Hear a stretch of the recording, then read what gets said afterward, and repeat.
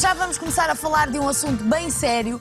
Parece até um assunto um bocadinho banal, hoje, nos dias que correm, falar de hiperatividade, mas o que é certo é que há muita coisa para saber quando se fala de hiperatividade. Essencialmente hiperatividade na idade adulta. Habitualmente ouvimos falar deste assunto sempre muito associado às crianças. É um assunto às vezes muito pouco compreendido, apesar de ser tão falado, e por isso mesmo vou contar com a ajuda do Dr. Joaquim Cerejeira, é psiquiatra e presidente da Associação Cérebro e Mente. Bem-vindo, Sr. Doutor. Obrigado. Bem disposto. É tão comum ouvirmos falar de hiperatividade nos dias que hoje qualquer coisa, a criança é hiperativa, é tão comum ouvirmos falar disto, ainda assim é um problema pouco compreendido. É tantas vezes tida como falta de empenho dos pais na educação dos filhos. Totalmente errado. Sobretudo porque são sintomas difíceis de definir exatamente. Não há exames, não há análises, não há nenhuma medida objetiva. Portanto, o diagnóstico faz-se muito através de uma história clínica, de uma avaliação médica e psicológica.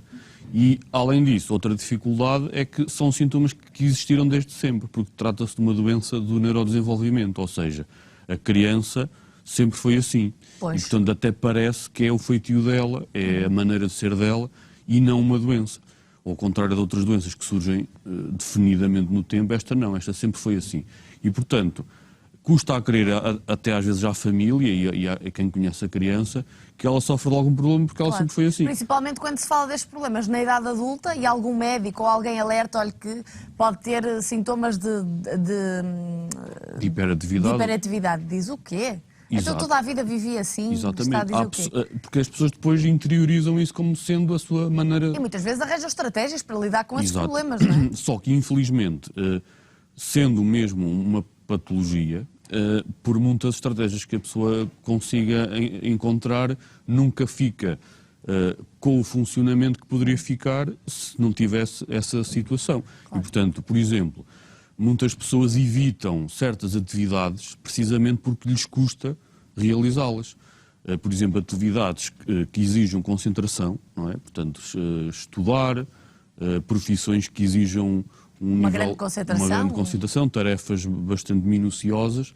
Essas pessoas tendem a não ir para essas tarefas, claro, ou para essas profissões, portanto dedicam-se a outras coisas que não exigem tanto. E assim acontece também na idade mais pequena, nas crianças. Sim, sim. Uma criança hiperativa será sempre um adulto hiperativo? Nem sempre. Portanto, um terço, o que os estudos mostram é que um terço dessas crianças fica sem sintomas quando atinge a idade adulta. 2/3 ficam com alguns sintomas que podem ser ligeiros, podem não interferir muito no dia-a-dia, mas 1/3, de facto, continua com sintomas bastante importantes e, portanto, tem que ser tratado. Claro. Hoje o que eu traz cá é a hiperatividade nos adultos, portanto, vamos concentrar... Há muita coisa para dizer sobre a hiperatividade nas crianças, mas temos que nos concentrar nos adultos. Quão preocupante pode ser uma hiperatividade não diagnosticada ou diagnosticada no adulto? Pode ser muito preocupante porque, como eu disse, o facto de ser... A questão não é tanto de ser hiperativo na idade adulta. Os adultos já não são tão hiperativos como nas crianças. Portanto, as crianças é que são irrequietas e isso vê-se, não é? Andam por todo lado a destruir coisas, etc. Um adulto já não... pela idade, o cérebro já não tem essa impulsividade motora tão exagerada. Mas é ainda assim um adulto que não para de pensar, que não Exatamente, se concentra, ou seja, os sintomas são muito mais interiorizados e são mais difíceis de avaliar por quem vê a pessoa. E o que é o próprio que nota essa inquietação interior, essa sensação de estar sempre a querer se mexer. Em alvoroço. Exatamente. E, por outro lado, em termos cognitivos, o que persiste bastante é o déficit de atenção. Ou seja, as pessoas têm dificuldade em se concentrar. Quando estão a fazer uma tarefa, conseguem, durante 4, 5 minutos, fazer a tarefa e depois começam a surgir outras ideias e outras coisas na cabeça. Mas ainda assim as pessoas conseguem trabalhar ou não? Depende, os alguns casos trabalhos mais graves, lá está, os trabalhos que essas pessoas fazem são aqueles trabalhos muito de duração curta, que não exijam grande concentração. Portanto, essas pessoas tendem a optar por trabalhos simples e muito práticos e coisas que são muito curtas. Portanto, trabalhos que exijam concentração durante períodos longos essas pessoas de facto têm grande É um dificuldade. desafio demasiado grande. E daí, se não forem tratadas, o que é que acontece? São frequentemente despedidas, mudam frequentemente de trabalho, ou têm trabalhos muito pouco diferenciados relativamente às suas competências. Ou seja, são pessoas até inteligentes, capazes, interessadas, só que depois no dia-a-dia não conseguem depois executar as tarefas. E estamos a falar de trabalho, mas Sim, a hiperatividade condiciona também os relacionamentos pessoais. E muito. E muito. Estou a imaginar um casamento com uma pessoa assim, com que não se concentra, tu já não gostas de mim, o que é que se passa? O típico é, as pessoas falam para o doente, dizem-lhe qualquer coisa e ele não fixa a informação, porque não está concentrado naquilo, não é? E passado um tempo, as pessoas voltam a referir esse assunto e o doente fica surpreendido porque regras estão a falar disto. Não é? Eu nunca ouvi falar disto antes, portanto, tu ficaste de ir comprar não sei o quê. Até coisas sérias, por exemplo. Exato, ou recados, ou assuntos para tratar, pagamento de contas, ou assuntos... E parece sempre que estão a ouvir tudo pela primeira Exatamente. vez. Isto pode gerar também comportamentos viciantes. Também há uma associação... Que isso já pode ser grave. Pois, quer dizer, isso deve-se à impulsividade, ou seja, o doente com esta patologia é impulsivo, isto é, faz as coisas por impulso, sem pensar, e isso, todos nós sabemos que às vezes os nossos impulsos não nos levam a coisas muito boas. Por exemplo, no caso de conduzir a alta velocidade, no caso de, por exemplo, jogo patológico, ou a mesma experiência de drogas, de substâncias psicoativas. Pois é que a hiperatividade está sempre relacionada com esses problemas. Eu temo que as pessoas não percebam a ligação. Porque é que uma pessoa hiperativa há de estar relacionada com drogas, tabaco, álcool e vícios do jogo, por exemplo? Porque isso são impulsos que a pessoa depois não controla tão bem quanto as outras pessoas sem essa doença. Mas o que há a fazer? Primeiro, o diagnóstico, que há de ser complicadíssimo, porque a pessoa tem que partir do princípio que tem um problema e conhece assim a vida toda. Felizmente, as pessoas reconhecem isso facilmente, portanto, é uma doença que, como a pessoa sente essas dificuldades e é a primeira a senti-las, ela própria, quando lê, há muitos doentes que aparecem a dizer, olha, eu li na internet que a PHDA, portanto, a hiperatividade e déficit de atenção, é isto. E eu acho que sofro disso. Portanto, muitos doentes são os primeiros a procurar ajuda.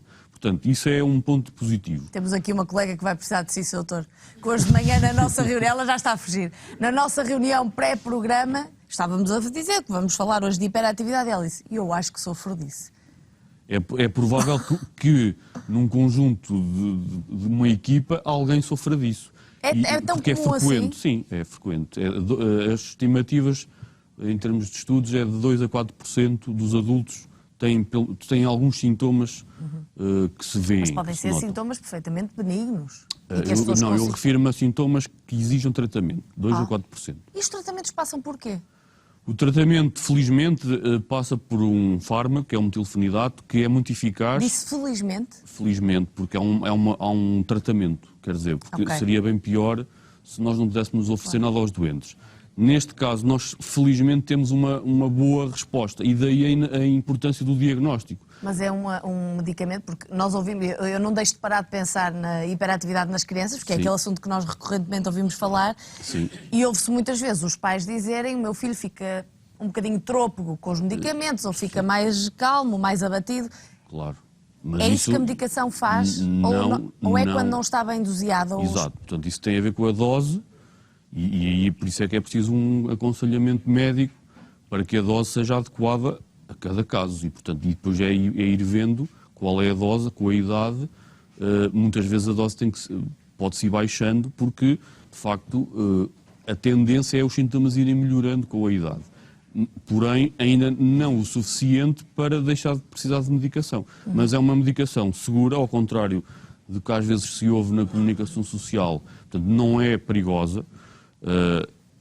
As crianças tratadas com essa medicação e os adultos têm uma taxa de resposta altíssima, portanto, superior a 80%, e os efeitos adversos são muito reduzidos e quando há, normalmente, são ligeiros e têm a ver, por exemplo, com a perda de apetite, o que às vezes no adulto até é benéfico. Sim, para quem não porque nós quiser comemos aumentar 3 de ou peso. 4 vezes mais do que aquilo que devemos, não é? A verdade é que, e ao informar-me sobre este tema, percebi que ser hiperativo ou aquelas características que nós às vezes acusamos as pessoas, porque essas pessoas depois para se meterem nos vícios, álcool e drogas, certamente são um bocadinho, Claro. é apontado frequentemente o dedo, não é? E a pessoa começa cada vez a fechar-se mais. Mas pedir ao hiperativo para se concentrar ou para ter características que as pessoas consideram mais normais é como pedir a um míope para ver Claro, melhor. isto não é uma Ou um questão... coxo para correr. Claro, isto não é uma questão de força de vontade. Pois. Quer dizer, não é por falta de vontade ou por falta de empenho que as pessoas com esta patologia são assim. É uma questão de cérebro, ou seja, o cérebro dessas pessoas tem um desequilíbrio em termos de maturação do lobo frontal que é corrigido com metilfenidato. É exatamente o mesmo exemplo que a miopia. Ou seja, quem sofre de miopia, se usar óculos, passa a ver bem. E é isso que nós fazemos. Ou seja, não é nenhum estigma tomar a medicação porque, de facto, corrige esse desequilíbrio em termos de cérebro. Portanto, o cérebro passa outra vez a funcionar de acordo com as funções necessárias à realização das atividades do dia-a-dia. E essa pessoa passa a conseguir concentrar-se, a estar, Claro. a dosear a sua impulsividade, a conseguir controlar o seu impulso para, quando tem vontade de fazer uma coisa, ou de bater em alguém, ou de comer, ou de isto, ou daquilo, ou de consumir substâncias drogas, perigosas, claro. consegue Claro dizer, que não, sim. eu não vou fazer isto. E depois também há aqui outro fator, que infelizmente já nem temos tempo a falar sobre isso, que é a relação de hiperatividade e depressão. Mas é Também. fácil perceber, julgo Claro. eu, o Estas porquê. pessoas têm vidas caóticas. A partir de certa altura, e os problemas vão-se acumulando, não é? Portanto, têm empregos que não resultam, Claro. são despedidos consecutivamente, volátil. as relações de amizade também que são comprometidas, a relação conjugal também, e, portanto, a partir de certa altura, a pessoa, o que é que eu ando aqui a fazer? Claro, pois claro. É ainda assim de louvar o trabalho dos psiquiatras, porque eu acho que deve ser uma área da medicina complicadíssima, porque é aquilo que. E terminamos da forma como sou. Isto não aparece nas análises ao sangue, nem em qualquer tipo de exame, portanto é muito difícil lidar com isto. Por acaso, estes casos são aqueles que são mais recompensadores em termos de prática clínica, É? ou seja, os doentes vêm-nos agradecer, porque, e temos aqui alguns casos até do Porto, doentes que mudaram a sua vida completamente a partir do momento em que se foi feito o diagnóstico. Claro. E que o tratamento foi feito, e eles mudaram de vida, têm um emprego, conseguiram reorganizar a sua vida, e isso é muito recompensador. Muito bem, Dr. Joaquim Cerejeira, Associação Cérebro e Mente, para quem quiser saber mais e saber os contactos do seu doutor. Obrigada por ter vindo. Obrigado. Dr. Obrigada.